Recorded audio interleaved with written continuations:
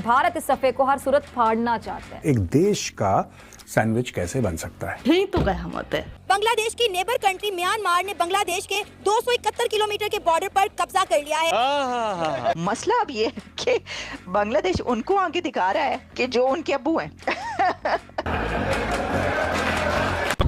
अरकान आर्मी ने कल एक स्टेटमेंट दिया। अरकान आर्मी कहता है कि भाई जिहादी ग्रुप जो हैं अट्रॉसिटीज कर रहे हैं against Buddhist Hindus on Myanmar Bangladesh border. ठीक है और उसके अगेंस्ट में हम एक्शन लेंगे और ये जिहादियों को हम वार्न करते हैं कि यहाँ से तुम निकल जाओ नहीं तो हम तुम्हारी खटिया खड़ी करने वाले हैं। देखा आपने लापरवाही का नतीजा है। आज हम पटाखे फोड़ने वाले हैं फिजा खलीफा के खित्ते में। आज भी 16 दिसंबर का सूरज क़यामत ढा जाता है। 16 दिसंबर के दिन जी चाहता है कि कैलेंडर से 16 का जो हिंसा है खुरच कर निकाल फेंका जाए। विजय दिवस के दिन कैलेंडर के जो वर्क हैं उससे वो सारी तारीखें मिटा दी जाएं जो दुख तकलीफ और अजियत का उन्वान बन चुकी हूँ। आप सबको बहुत बहुत शुभकामनाएं विजय दिवस की। आज ही के दिन पाकिस्तान की 92,000 फौज ने भारतीय सेना के सामने सरेंडर करा था ढाका में। 16 का हिंसा पाकिस्तान के लिए ऐसा ही बोझल और तकलीफ देह है। ये वो दिन है जब एक भाई दूसरे भाई से जुदा हुआ, दुनिया की सबसे बड़ी इस्लामी ममलिकत दो लख्त हुई और मशरकी पाकिस्तान बांग्लादेश बना और मगरबी पाकिस्तान पाकिस्तान करार पाया। 16 दिसंबर 1971 के दूसरे दिन अखबारों की सुर्खियों में कायदे आजम का पाकिस्तान रो रहा था। बहुत बेचारों के दर्द है यार। घरों दफ्तरों में अखबार पहुंचाने वाले हॉकरों के हाथ कांप रहे थे। इनकी पसलियां कड़कड़ कर रही हैं। हाँ, बांग्लादेशी नाशुक्रे निकले। They turned out to be ungrateful wretches and that's all right. हमने अपना कर्म करा, वो अपना कर्म कर रहे हैं, कोई शिकायत नहीं होनी चाहिए। जो नाशुक्रा होता है वो नाशुक्रा ही होता है। लोग कहते हैं कि one of the finest attributes of a human being is to be grateful. अब कुछ लोग नहीं होते grateful, that's okay. Doctor Yunus साहब देखा जाए तो उनका टाइटल क्या है? वो एडवाइजर हैं। वो he is not a president. उनके पास he does not have any portfolio. और अगले दिन उन्होंने तकरीर करके दुनिया को हैरान कर दिया। उन्होंने कहा भी हम रिफॉर्म करने आए और रिफॉर्म करने में हो सकता है 4 साल लग जाए। इसका मकसद उनका जाने का प्रोग्राम ही कोई नहीं। सेंट मार्टिन का जो वाटरवे है वो उसको पूरी तरह से बंद कर दिया गया है। सेंट मार्टिन आइलैंड की तरफ जो वाटरवे जाता था वहां पर ये जितना भी अपने फिशरी और जो भी फिशिंग विशिंग करने जाते थे, ये अरकान आर्मी ने बोला भैंस क्या किधर आओ, ठोक देंगे तुमको, कोई जरूरत नहीं है इधर पे आने की। अब शत्रु का शत्रु मित्र हो सकता है, तो रोहिंग्या के शत्रु वो है और मुसलमानों के शत्रु वो है बुद्धिस्ट आर्मी है, तो हम उनसे रिश्ता जोड़ सकते हैं। एक्चुअली अरकान आर्मी के लोग दिल्ली आए थे कुछ महीने पहले, उनसे हमने वार्तालाप भी किया है। कहते हैं कि पंगा लेना तो लेना जरूर, मगर किसी ऐसे से पंगा ना लेना जो सदियों से आपका पेट पाल रहा हो।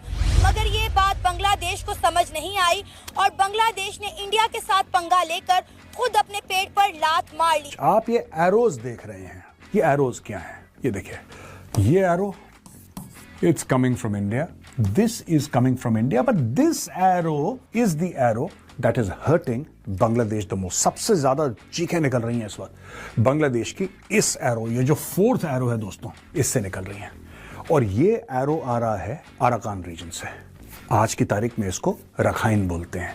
ये अराकान स्टेट हुआ करता था, आज की तारीख में ये रखाइन स्टेट है। रखाइन स्टेट से अराकान की फोर्सेस बांग्लादेश के बिल्कुल बॉर्डर पे ये लोग लग चुकी हैं और वहां पे खास तौर से उस पूरे एरिया में कॉक्सेस बाजार के आसपास का जो एरिया है उस पूरे खित्ते में एक डर का माहौल है। वो लोग कह रहे हैं कौन है ये अराकान फोर्स, ये कौन सी है फौज ये जो बिल्कुल सामने आ गई है, जो अपने आप को अराकान आर्मी बोल रही है। खबर के मुताबिक ये है कि भाई दुनिया में आज देख लें कि जो भी हालात चल रहे हैं, पाकिस्तान का इंडिया का कंपैरिजन नो डाउट नहीं बनता, लेकिन सवाल मेरा ये है कि आज जो बांग्लादेश और पाकिस्तान मिल के जो ये चाह रहे हैं कि भाई इंडिया के ऊपर हम बम फेंक देंगे, हम किसी को बर्बाद करने की सोचते हुए कभी कामयाब हो सकते हैं? मुझे बस इतना बताएं। नहीं सर, नहीं, आपको लगता है कि मैं किसी को बर्बाद करने का सोचूंगा और कामयाब हो जाऊंगा? सर ये आपकी सोच गलत है। अगर किसी के लिए खड्डा खोदेंगे ना, वो सबसे पहले आपको सामने आएगा। बिल्कुल ऐसे ही, और जो हुआ भी है हमारे साथ, हुआ भी ऐसे ही है। ठीक है, अगर हम किसी के लिए करेंगे ना कुछ भी नुकसान, वो सबसे पहले हमारे ऊपर आएगा।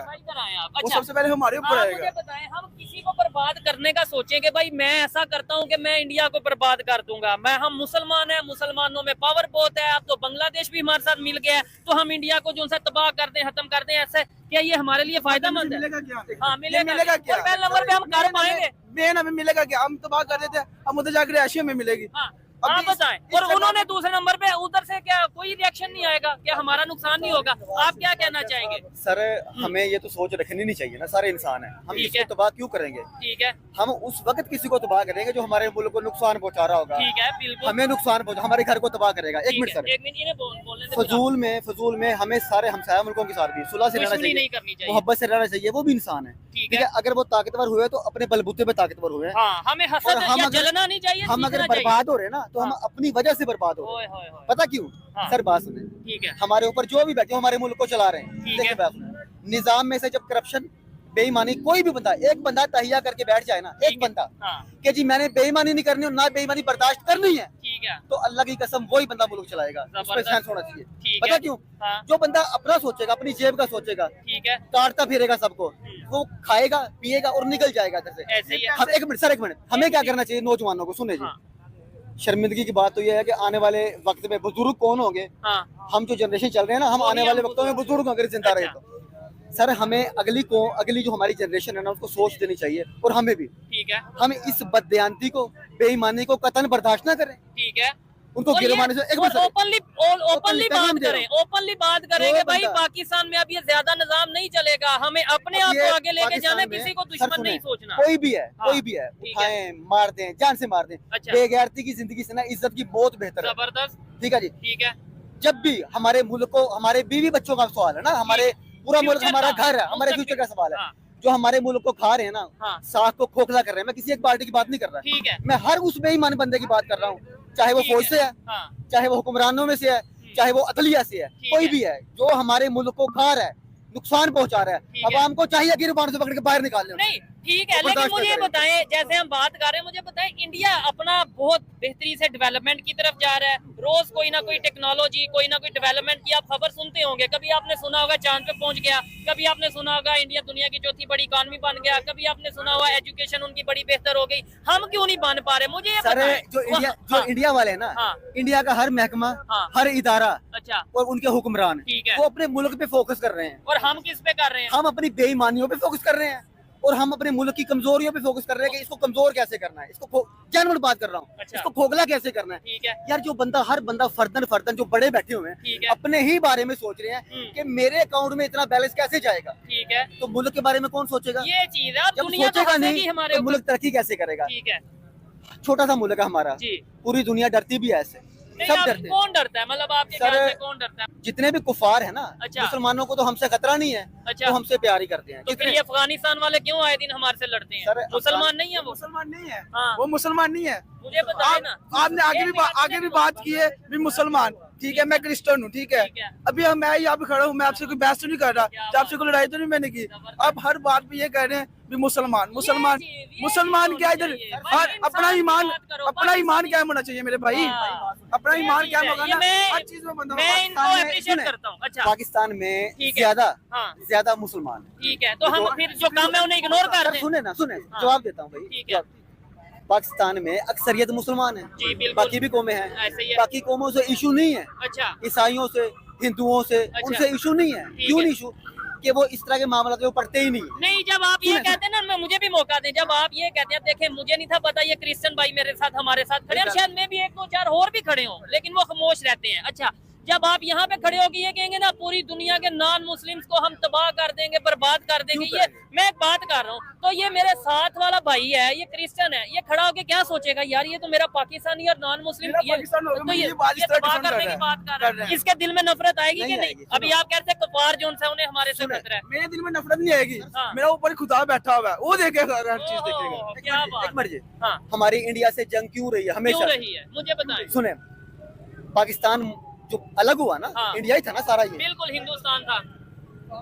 कायदे आज़म मोहम्मद अली जिन्ना साहब ने जी जी, मुसलमानों को लेके अलग एक मुल्क बना दिया ठीक है, बना कि दिया। हिंदू और मुसलमानों का फसाद ना हो। अच्छा, हमारी पूरी दुनिया में लड़ाई किससे ज्यादातर इंडिया से होती रही है, ज्यादा 4 जंगे हो हमारी 4 जंगें हुई है ना, और तो किसी मुल्क से नहीं ना हुई 4 ठीक है। जंगें। ये था हिंदुओं और मुसलमानों का हाँ। ईसाइयों का इसमें मसला था ही नहीं, शुरू से नहीं था, अच्छा, ठीक है ना।